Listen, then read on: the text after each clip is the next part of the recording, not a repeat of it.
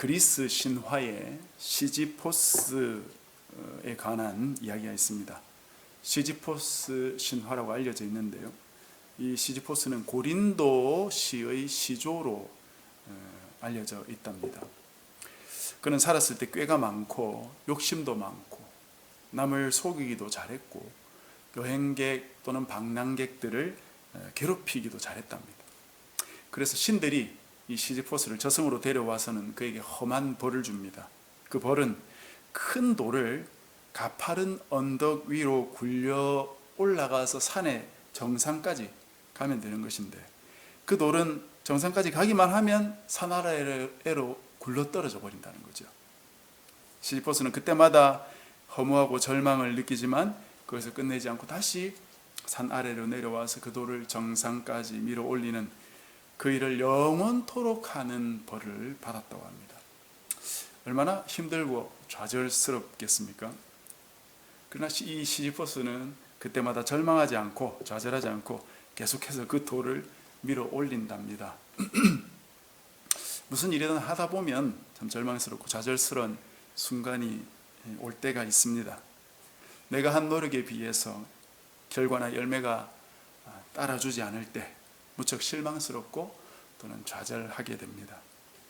그럴 때 어떻게 이겨낼 수 있겠습니까? 너무 크게 실망하거나 좌절하지 않는 것이 중요할 것 같습니다. 왜냐하면 이 세상이라는 곳이 원래 그런 곳이기 때문이죠. 인간의 어리석음으로 이 세상은 점점 상황이 악해져 가고 있습니다. 사람들의 생각과 가치관이 많이 오염됐어요. 그러다 보니까 판단력도 흐릿해져서 무엇이 옳은지 그른지도 분별이 잘 안 되는 상태가 됐고, 급기야 옳은 것은 없다, 모든 것은 내 손에 달려있는 것밖에 없다 라고 주장하는 그런 겁없는 인간들의 시대가 된 것 같습니다. 지난주 뉴스에 보니까 캐나다 밴쿠버의 기온이 갑작스럽게 상승해가지고 수백 명이 죽었다더라고요. 밴쿠버는 세상에서 가장 살기 좋은 한 세 도시 정도 손꼽히던 도시거든요. 여름에는 아무리 더워도 그늘에 들어가면 항상 시원한 그런 곳입니다. 6월 말 평균 기온이 20도 전후 이렇게 되었다 하거든요. 그런데 갑자기 열돔 현상이라는 것이 나타나가지고 50도까지 올라갔답니다. 그 고온이 며칠 동안 이렇게 지속되니까 수백 명의 사람이 목숨을 잃었다고 합니다. 이 모든 자연계의 이상 기후도 이 인간들의 어리석은 욕심이 빚어낸 결과가 아닙니까? 그럼에도 불구하고 인간들의 그 욕망의 기차는 멈출 줄 모르고 계속해서 앞으로 달려가고 있는 것 같습니다. 이런 세상에 우리가 살면서 좌절하지 않고 절망하지 않고 희망을 이야기하고 진리를 이야기할 수 있겠습니까? 오늘 본문에서 그 힌트를 얻을 수 있다는 생각이 좀 드는데요. 결론부터 말씀드리면 하나님 나라를 계속해서 바라보고 전파하면서 살아가야 한다 하는 겁니다. 이 세상이 이 모양인 것은 예수님 때나 지금이나 어쩌면 본질적으로 다르지 않을 거예요. 인간들의 악한 본성은 사실 별 차이가 없으니까요. 시간이 지날수록 이 세상이 악화될 것은 불보듯 뻔합니다. 그래서 주님이 내놓으신 해결책은 뭡니까? 참 진리인 하나님의 복음 그리고 그 나라를 붙들고 그 나라의 백성으로 살되 좌절하지 말고 절망하지 말고 끝까지 그 진리를 붙들고 살라는 것 아닙니까? 지난주에 이어서 오늘은 이 예수님을 따르겠다고 한 두 번째 사람을 좀 살펴보려고 합니다. 이 사람에게 예수님께서 나를 따르라 그렇게 말씀하셨어요. 이것이 지난주 살폈던 첫 번째 사람과는 약간 다른 점이죠. 지난주 살핀 그 첫 번째 사람은 아예 제자가 될 만하지 못했던 사람입니다. 여러 가지 이유와 목적으로 선뜻 예수님을 따라 나서겠다고 스스로 결단한 그런 순진한 사람이었죠. 예수님을 따르는 것은 단순하고 쉬운 일이 아니라는 것을 살펴보았습니다. 우리가 생각하지 못했던 여러 가지 장애물들이 기다리고 있습니다. 그런 사실을 알더라도 예수님을 따르는 것이 쉬운 길은 아닌데 모르고는 말할 것도 없지요. 그래서 첫 번째 사람에게는 주님이 제자로 부르시지 않으신 겁니다. 오늘 두 번째 사람에게는 예수님이 제자로 따르라고 부르셨어요. 먼저 기억해야 될 것이 있다면 제자는 예수님이 부르셔야 된다는 겁니다. 내가 좋다고 제자가 될 수 있는 것이 아닙니다. 주님이 제자를 부르시는 것이지 내가 자청해서 제자가 되는 게 아니에요. 지난주도 잠시 언급했지만 다시금 그 예수님의 현재 상황을 좀 생각을 해봅시다. 지금 주님이 제자를 부르시는 사건은 바로 다음 장에 나오는 70인 제자 파송 사건과 직결되어 있는 것이에요. 주님은 지금 70인 제자들을 모으고 계신 것입니다. 이 70인 제자를 세우시고 이들을 예수님이 지금 가시려는 남부 지역, 즉 예루살렘과 베레아라는 그 지역으로 파송하시려는 것이에요. 그 이유는 지난주에 짧게 말씀드렸듯이 이제 예수님께서 북부 갈릴리에서 했던 모든 사역을 이제 마치시고 남부로 내려오셔서 공생의 이제 마지막 6개월 가량을 사역하시고 예루살렘에서 십자가에 돌아가신 후에 승천하는 일만 이제 남겨놓고 계세요. 그래서 남부 사역을 좀 더 효율적으로 하기 위해서 70인 제자를 파송하셔서 일종의 준비 작업을 해놓도록 그렇게 하시는 겁니다. 그래서 12제자 파송 때와 다름없이 매우 철저하게 이들을 훈련하고 교육하신 후에 파송하시는 걸 우리가 10장을 통해서 이렇게 살필 수가 있는데요. 이런 제자들, 즉 주님의 일을 맡길 제자를 주님이 선택하지 않으시겠어요? 아무나 자청한다고 그래 네 제자해라, 네 제자해라 그렇게 할 수 있겠습니까? 그렇게 할 수 없어요. 그래서 주님이 부르시는 겁니다. 선택해서 부르시는 거라고요. 그런데 제자로 부름받은 이 두 번째 사람이 이렇게 답변합니다. 59절 중간 정도 됩니다. 나로 먼저 가서 내 아버지를 장사하게 허락하옵소서. 지금 이 사람의 아버지가 돌아가셨는지 아니면 아직은 안 돌아가셨는지는 정확히 알 수 없어요. 세 가지 정도 가능성을 생각해 볼 수 있는데 이미 아버지가 돌아가셨다면 그리고 아버지가 편찮으셔가지고 오늘 내일 하고 계신 세 가지 중에 첫 번째 아버지가 돌아가신 경우, 그리고 두 번째는 편찮으셔서 오늘 내일 하시는 경우, 세 번째는 아버지가 아직은 건강하시지만 돌아가실 때까지 좀 모시고 싶다 하는 그 세 가지 경우가 있습니다. 첫 번째 경우는 가능성이 아주 희박해 보입니다. 아버지가 만약 돌아가셨다면 벌써 장례를 치르고 있겠죠. 그러면 이 제자는 지금 여기 없을 겁니다. 그런데 이 성경을 보면은 장례가 진행되고 있을 때도 참여하지 않을 수 있는 두 가지 경우가 있는데요. 첫 번째는 나실인이거나 두 번째는 대제사장일 경우에 그렇습니다. 그건 하나님과 맺은 언약 때문에 그런 거거든요. 그런 경우를 제외하면 장례가 터지면 반드시 참여하게 되어 있어요. 따라서 이 사람은 아직 아버지가 생존해 계신 것이 맞는 것 같습니다. 두 번째, 세 번째 경우는 좀 비슷한데요. 일정 기간 아버지를 모시고 아버지가 돌아가시면 장례를 치르고 예수님을 따르겠다는 거죠. 이 사람에게 예수님이 이렇게 답변하셨어요. 죽은 자들로 자기의 죽은 자들을 장사하게 하고 너는 가서 하나님 나라를 전파하라. 어떻게 보면 굉장히 냉철한 답변처럼 보입니다. 예수님께서 어떻게 이렇게 답변하실 수 있었을까? 사람에 따라서는 마음이 상할 답변일지도 모르겠습니다. 예수님은 이 사람의 가족, 친지들을 죽은 자다 그렇게 말씀하고 계시죠. 그러나 여기서 죽은 자들이란 영적으로 죽었다는 의미로 봐야 되지 실제로 목숨이 끊어진 그런 상태로 보면 안 되겠죠.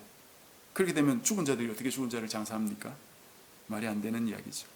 예수의 말씀은 죽은 자들이 자기의 죽은 자들을 장사하도록 두라는 말씀이기 때문에 지금 이 아버지와 가족, 이 친지들은 영적으로 사실상 죽어 있는 자들이다. 그 말씀을 하신 것입니다. 어쨌든 주님은 이 제자의 요청을 받아들이지 않고 지금 바로 예수님을 따르라고 그렇게 명령을 하고 계신데 왜 그렇게 하실까요? 그 이유를 한 3가지 정도 생각해 봅시다. 먼저는 조금 전에 말했듯이 이 제자의 가족, 친척은 영적으로 죽어 있습니다. 그렇다면 가족들이 속해 있는 죽음의 그 세상으로 갈 것이냐? 아니면 예수님과 함께 진리와 생명의 길로 걸어갈 것이냐를 너는 결정하라는 것이야. 내가 스스로 주님의 제자가 되겠다고 나올 수는 없지만 주님이 나를 제자로 부르신다면 거기에 응답하기 위해서는 결단이 필요한 법입니다. 제자인 것도 아니고 아닌 것도 아니고 적당한 거리를 두면서 예수님을 따라갈 수는 없습니다. 예수님을 따르는 제자가 되든지 죽음의 세계로 가든지 2가지 경우밖에 없다 이것이죠. 예수님을 따르는 제자가 되려면 거기에 최우선순위를 두고 따라야 하는 것이지 다른 어떤 일과 우선순위를 다툴 수 있는 일이 아니다 이겁니다. 조금 전에 말씀드렸지만 지금 주님이 남부로 내려가고 계신데 이 예수님을 따르지 않고 집에 가서 아버지 봉양하다가 돌아오면 예수님은 이미 승천하고 안 계실 수 있습니다. 예수님을 따르려면 지금 따라야 되는 것이 아니면 예수님의 제자가 되는 길을 영원히 놓칠 수도 있는 것입니다. 2번째로 잊지 말아야 하는 것은 주님이 부르실 때가 바로 적기라는 사실입니다. 주님이 부르실 때가 가장 적기라는 사실을 믿어야 돼요. 이것은 주님에 대한 신뢰가 바탕되어 있지 않다면 불가능한 일입니다. 여러분은 지금도 하나님께서 어떤 일을 하고 계신다는 사실을 믿으세요? 그 일을 가장 적기에 처리하신다라는 사실을 믿을 수 있습니까? 아브라함이 왜 이스마엘을 낳았습니까? 하나님께서 아들을 주시겠다고 약속하셨지만 자기와 아내의 생식 능력이 사라질 때까지 안 주실 줄은 미처 몰랐던 것이죠. 주신다고 하니까 당연히 아이를 낳을 수 있을 때 주실 것이다 라고 상식적으로 생각했던 것입니다. 그런데 하나님이 도무지 주실 생각을 하지 않으시는 거죠. 그러니까 아브라함이 어떻게 생각했겠습니까? 사라가 아니면 뭐 요종이라도 있으니까 요종을 통해서라도 낳으면 되지 않겠는가라고 생각했겠죠. 요종을 통해서 낳아도 자기 아들은 자기 아들이거든요. 하갈을 통해서 낳으면 되는가 보다 그렇게 생각한 것이죠. 아브라함이 하갈을 통해 이스마엘을 낳았는데 굳이 이렇게까지 한 아브라함의 그 형편을 한번 생각해 보십시오. 원래 아브라함은 아들이 없어도 괜찮다고 생각했던 사람이에요. 아들이 없으면 자기 종 엘리에셀을 자기 상속자로 삼으려고 했던 사람입니다. 아들이 없으면 없는 대로 가겠다라는 생각을 갖고 있던 사람이에요. 그런데 하나님께서 아들을 주시겠다고 하셨고 사라를 통해서는 안 생기니까 여종을 통해서라도 아이를 낳는 것이 하나님 뜻인가 보다 라고 나름 하나님을 위해서 이 아들을 만든 것입니다. 100세가 돼서 아이를 낳을 것이라고는 생각조차 없었다 이거예요. 히브리서에 보면은 이렇게 되어 있죠. 그들이 단산하여 즉 불임으로 생식 능력이 죽었던 아브라함과 사라를 통해 하나님이 생명을 잉태하게 하셨다 그렇게 했습니다. 그러니 하나님은 아브라함과 사라가 단산할 때까지 기다리신 거죠. 그래야 하나님이 어떤 분인지 아브라함이 정말로 확실히 알 수 있지 않겠습니까? 적어도 이 정도의 어떤 경험을 통해서 믿음을 갖게 되어야 믿음의 조상이 될 수 있지 않겠어요? 아브라함은 죽은 자를 살리시는 하나님을 만나야 했던 것이죠. 그러니까 그때가 그들의 모든 생명이 죽었을 때가 하나님의 적기다 이 말이에요. 여러분 만약에 나라면 그때까지 참을 수 있었겠습니까? 그때까지 하나님을 기다릴 수 있겠습니까? 믿음을 가지고. 아마 우리 대부분 못 기다릴 겁니다. 아브라함도 못 기다렸지 않습니까? 그러나 우리가 아니라, 아브라함이 아니라 하나님이 하시는 일이 있다는 말씀이고, 그 일을 하나님은 자기 시간에 맞추어서 이루신다는 것입니다. 그러니까 내가 볼 때 적기가 적기가 아니라 하나님이 볼 때 적기가 바로 적기다 라는 사실을 믿어야 된다는 것입니다.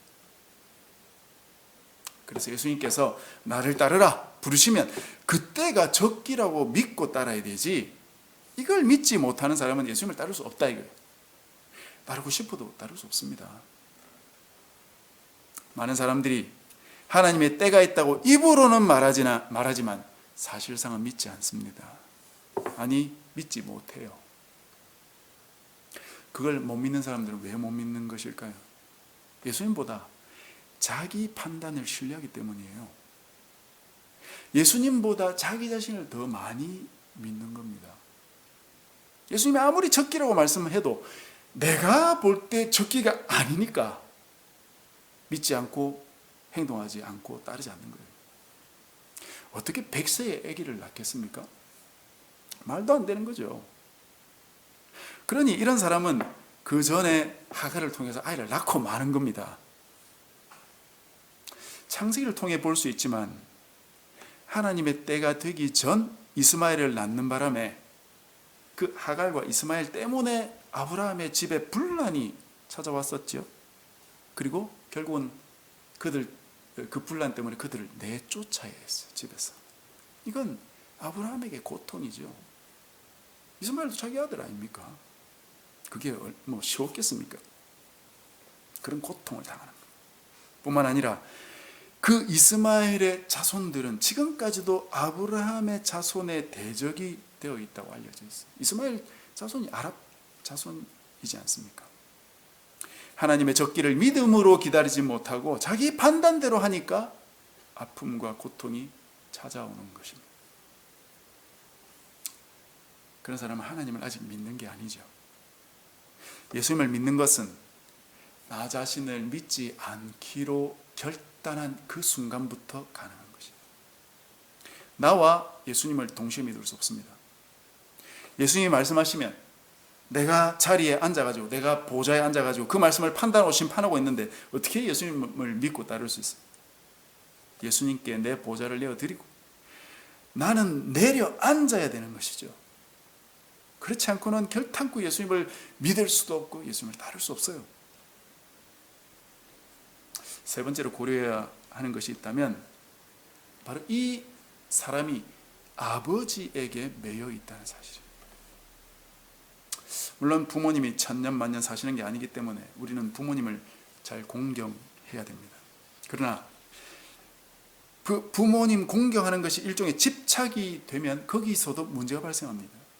앞서 말씀드렸듯이 예수님이 부르셨다면 그때가 최적기이지 않습니까? 그걸 인정해야 되죠. 부모님 언제 돌아가실지도 모르는데 나는 부모님 좀 더 공경하고 오겠습니다. 그게 안 된다 이거예요. 결국 이 사람의 말대로 한다면 부모님이 생존해 계실 동안 이 사람은 예수님의 제자가 되지 못하는 것이.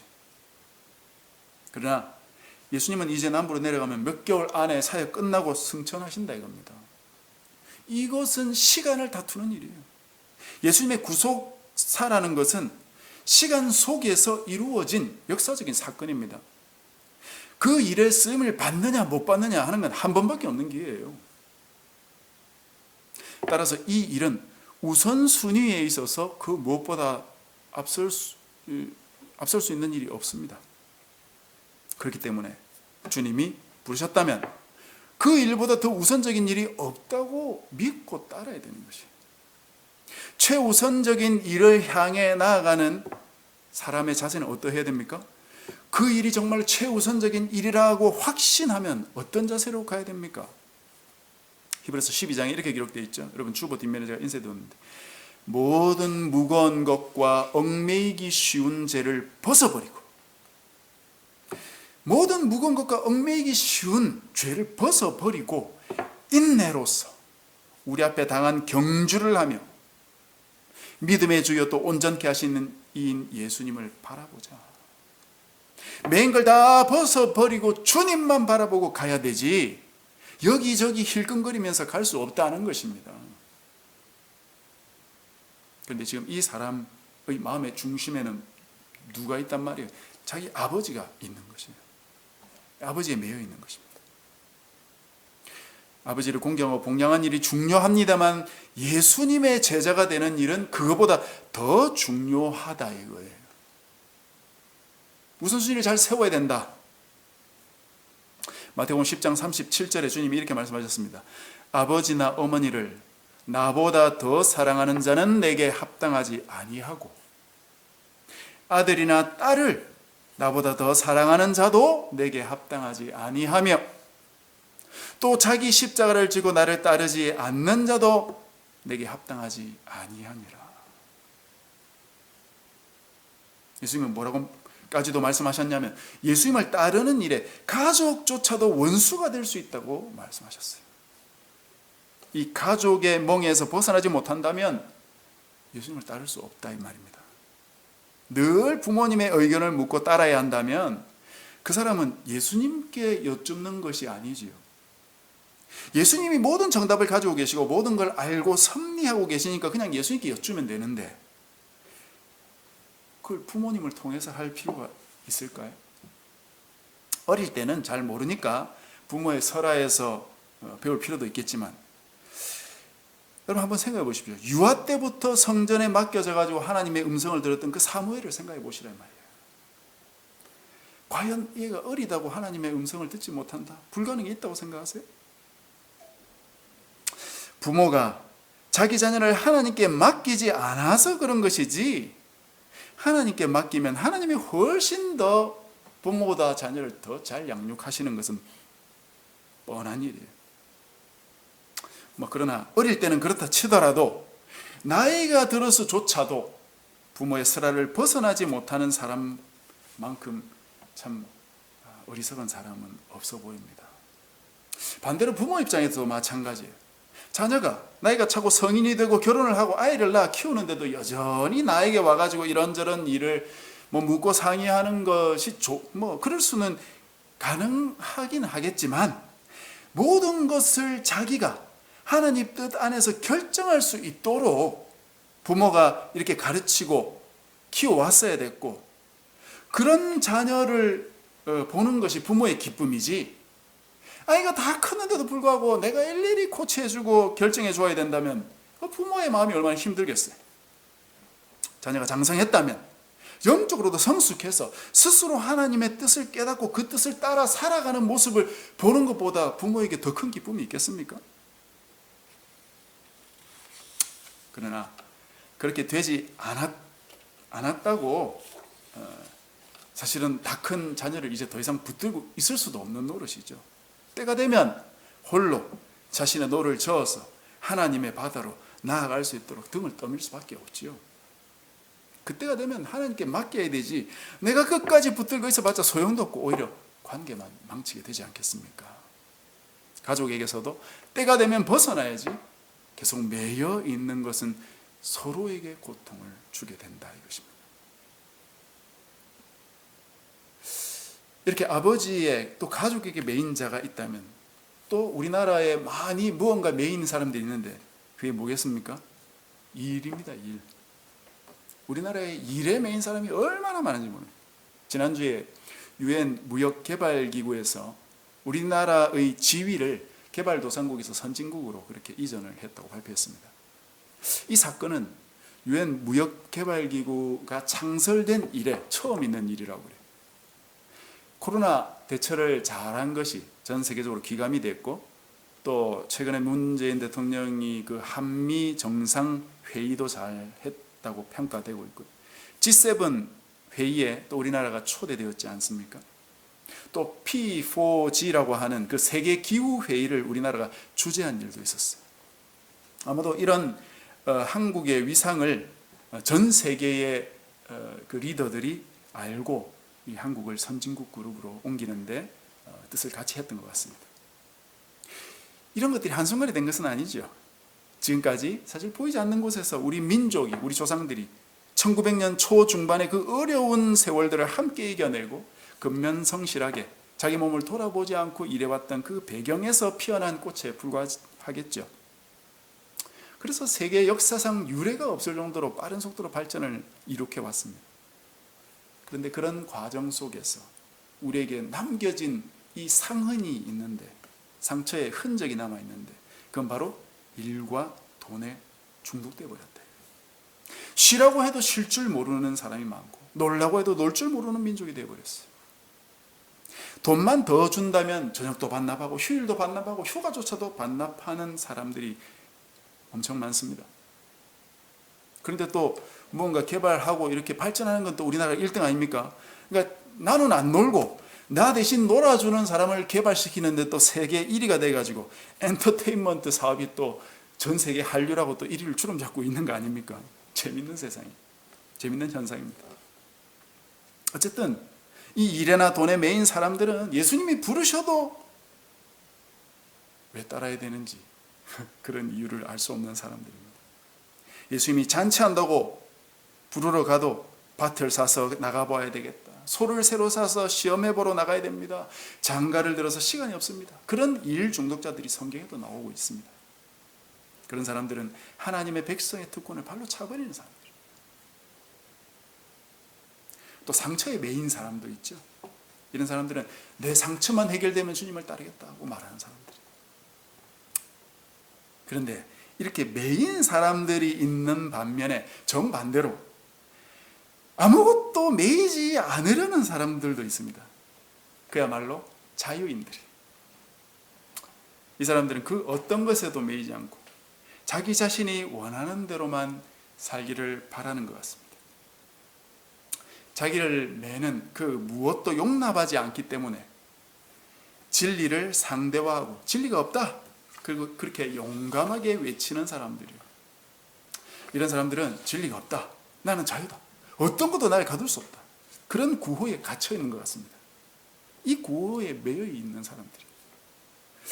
사람들은 영적인 공백 상태로 살 수 없습니다. 무언가에 매여 산다고요. 그걸 하나님께로 전향해야 참 자유와 진리를 맛보게 되는 것이지, 모든 멍에를 다 벗어버린다고 벗어버릴 수 있는 게 아니다 이거예요. 사람은 그럴 수 없습니다. 요즘 사람들에게 꼰대처럼 들릴지는 모르지만 진리가 있어요. 옳은 것이 있다고. 죄도 있고 의도 있습니다.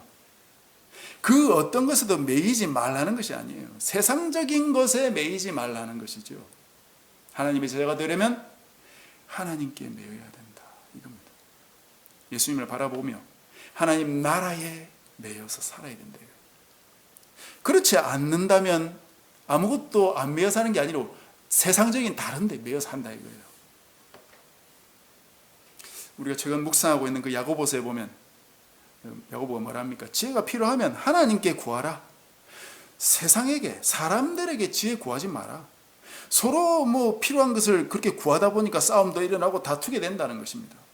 하나님께 구하면 하나님의 겸손한 사람에게 은혜도 주시고 또 하나님을 가까이 하는 사람에게 가까이도 해주신다고 다 약속을 하셨다 이거죠. 그 어디에도 매이지 말고 오직 하나님께만 매이고 하나님께만 구하라, 그걸 말하고 있는 것입니다. 그러면 하나님이 우리 모든 필요를 다 채우고 우리를 책임져 주신다. 그래서 오늘 주님이 말씀하신 것처럼 너는 가서 하나님 나라를 전파하라. 매일 내 세상의 모든 걸 벗어버리고 오직 하나님 나라에 매여라. 하나님 나라가 너의 삶의 목적이 되게 해라. 하나님 나라를 바라보고 그 안에서 살아가라. 그것만이 네 삶의 의미가 되게 해라. 그 말입니다. 말씀을 맺겠습니다. 여러분은 예수님의 제자입니까? 예수님을 바라보고 살고 있습니까? 하나님 나라 안에서 살고 있습니까? 나는 예수님의 부름을 받았습니까? 세상에 매인 것을 다 끊어버렸습니까? 확실히 나는 하나님께로 돌아섰습니까? 이런 여러 가지 질문으로 우리 자신을 돌아보시기를 바랍니다. 그래서 참다운 예수님의 제자로, 하나님의 나라의 백성으로 그렇게 참 올바로 살아가는 저와 여러분이 되시기를 주님의 이름으로 축복합니다.